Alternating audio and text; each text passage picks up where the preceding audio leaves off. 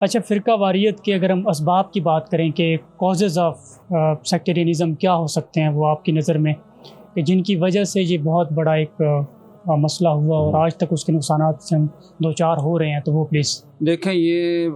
موضوع تو کافی طویل ہے اور اس کے بہت سارے اسباب شمار کیے جا سکتے ہیں، لیکن ہم اس نشست میں چند بنیادی چیزوں کو ذکر کریں گے۔ تو سب سے پہلی بات یہ ہے کہ ہم نے قرآن کریم سے رہنمائی لینے کی بجائے ہر جماعت نے اپنا نظریہ، عقیدہ، اپنا طرز عمل پہلے طے کیا، ٹھیک ہے، اور پھر قرآن و سنت کو کھینچ تان کر اس پر منطبق کرنے کی کوشش کی گئی، اور اپنے موقف کو قرآن و حدیث میں تلاش کر کے پھر اس میں کھینچا تانی کر کے اس کو اس پر منطبق کرنے کی کوشش کی گئی۔ جی، تو یہ بھی ایک فرقہ واریت کا اور مخاصمت کا ایک بہت بڑا سبب ہے۔ اگر ایسا ہو کہ ہم خالی ذہن ہو کر قرآن کریم کو پڑھیں تو قرآن کریم میں بہت واضح طور پر ہمارے بنیادی عقائد بیان کیے گئے ہیں، جن کے ہوتے ہوئے اسلام کا دائرہ بہت وسیع ہے۔ صحیح۔ جیسے مثال کے طور پر اگر ہم امام ابو حنیفہ رحمۃ اللہ علیہ کے مقلد ہیں اور یہ مسلک ہم نے اختیار کیا، مسلک حنفی، تو اگر ہم اس حنفیت کا پرچار اس انداز سے کریں کہ باقی سب باطل محض ہے تو یہ فرقہ واریت ہوگی۔ صحیح بات۔ اسلام کا دائرہ بہت وسیع ہے، دین کا دائرہ بہت وسیع ہے، اس میں حنفی بھی آتے ہیں، اس میں شوافی بھی آتے ہیں، اس میں مالکیہ بھی آتے ہیں، اس میں حنابلہ بھی آتے ہیں، اور یہ سب اہل حق ہیں۔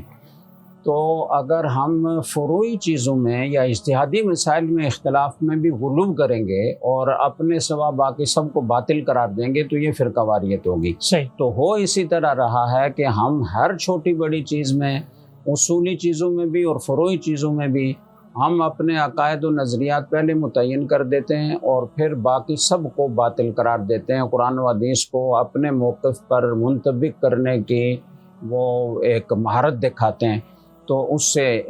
فرقہ واریت پیدا ہوتی ہے، اس سے ایک مخاصمت کا ماحول پیدا ہوتا ہے۔ تو ایک سبب تو یہ ہے کہ قرآن کریم کو ہم نے اس طریقے سے کہ وہ اللہ کا نازل کردہ کلام ہے اور ہماری رہنمائی کے لیے نازل ہوا ہے، ہم اس سے رہنمائی حاصل کریں خالی ذہن ہو کر۔ جی بالکل۔ اس کی بجائے ہم نظریہ عقیدہ پہلے طے کرتے ہیں اور پھر کھینچا تانی کر کے قرآن و حدیث کو اس پر منطبق کرتے ہیں، تو ایک بڑا سبب یہ ہے۔ دوسرا بڑا سبب یہ ہے کہ ہمارے ہاں غلو پایا جاتا ہے۔ غلو کی بہت ساری قسمیں ہیں۔ مثال کے طور پر کوئی آدمی غلو اختیار کرتا ہے حلال حرام میں، اور بس سنی سنائی باتوں پر وہ کہتا ہے فلاں چیز بھی حرام ہے، فلاں چیز بھی حرام ہے، فلاں چیز بھی حرام ہے، حالانکہ اس کے حرام ہونے کی کوئی دلیل نہیں ہوتی، افواہیں ہوتی ہیں۔ اور بعض اوقات اس طرح کرتے کرتے آدمی وہم کا شکار ہو جاتا ہے۔ اور دوسری غلو کی قسم ایک یہ ہوتی ہے کہ آدمی یہ کہے کہ میں ہمیشہ عزیمت پر عمل کروں گا، رخصت پر کبھی عمل نہیں کروں گا۔ صحیح بخاری کی روایت ہے کہ لن یشاد الدین احد الا غلبہ، اگر کوئی دین سے کشتی لڑنے کی کوشش کرے گا تو وہ مغلوب ہو جائے گا، وہ عمل نہیں کر سکے گا۔ ہر معاملے میں ہر قدم پر عزیمت پر ہی عمل کرے، رخصت پر کبھی عمل نہ کرے، یہ نہیں کر سکے گا وہ۔ تیسرا سبب کیا ہے اس کا؟ تو تیسرا سبب یہ ہے کہ ہم جب دوسروں کو دعوت دیتے ہیں حق کی، جس کو ہم حق سمجھتے ہیں، تو اس دعوت میں ہم نبی کریم صلی اللہ علیہ وسلم کے اسلوب سے انحراف کرتے ہیں۔ ٹھیک ہے، آپ صلی اللہ علیہ وسلم کا یا انبیاء علیہ السلام کا طریقہ دعوت آپ پورا قرآن پڑھ لیں تو آپ کو یہ نظر آئے گا کہ اس میں شائستگی ہے، اس میں ناصحانہ انداز ہے، اس میں دوسروں کی خیرخواہی ہے، اس میں نرم لہجہ ہے، اس میں قول احسن ہے، اس میں قول لین ہے۔ اور اس کی ایک بہترین مثال وہ حضرت مفتی محمد شفیع صاحب رحمہ اللہ تعالیٰ فرمایا کرتے کہ دیکھو قرآن کریم میں حضرت موسیٰ علیہ السلام اور حضرت ہارون علیہ السلام کو اللہ تعالیٰ نے فرعون کے پاس بھیجا دعوت دینے کے لیے، جو سب سے بڑا سرکش بادشاہ تھا، جس نے انا ربکم الاعلیٰ کا دعویٰ کیا تھا۔ تو فرمایا فقولا لہو قولا لینا لعلہ یتذکر او یخشی، تم اس سے نرمی سے بات کرنا، ہو سکتا ہے کہ وہ نصیحت حاصل کر لے، ہو سکتا ہے کہ اس کے دل میں خشیت پیدا ہو، حالانکہ اللہ تعالیٰ کو تو معلوم تھا کہ اس کو ہدایت نہیں ملے گی، لیکن داعی کو یہی تاکید ہے کہ تمہیں یہ سوچ کر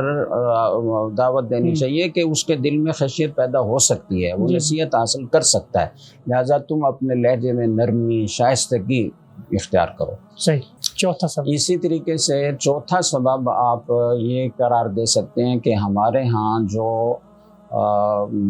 بڑے اکابر علماء ہیں، مستند ہمارے مشائخ ہیں، تو ان کا طرز تکلم، ان کا طرز تخاطب، ان کا انداز تقریر، ان کا انداز تحریر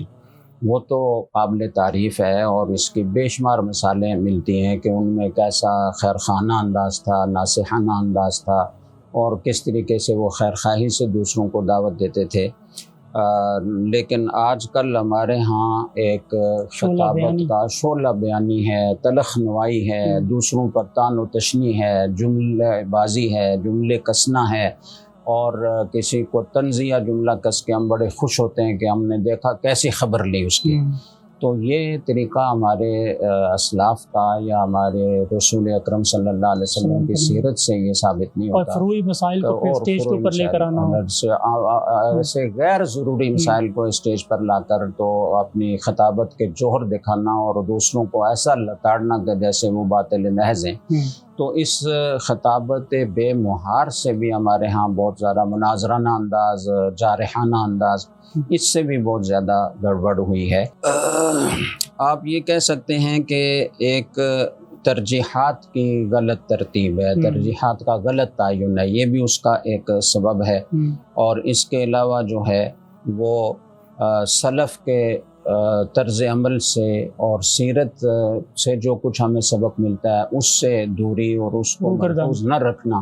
یہ بھی ایک غلو کا سبب ہے۔ اور اس کے علاوہ آپ یہ بھی کہہ سکتے ہیں کہ جو لٹریچر ہمارے ہاں شائع ہوتا ہے، جو تحریریں شائع ہوتی ہیں، اس میں بھی غیر محتاط انداز اختیار کیا جاتا ہے، اور اس میں اعتدال نہیں ہوتا، اور گویا ایک طرح سے اس میں بھی غلو پایا جاتا ہے، اور دوسروں کی تردید میں بہت زمین و آسمان کے قلابے ملائے جاتے ہیں۔ ایک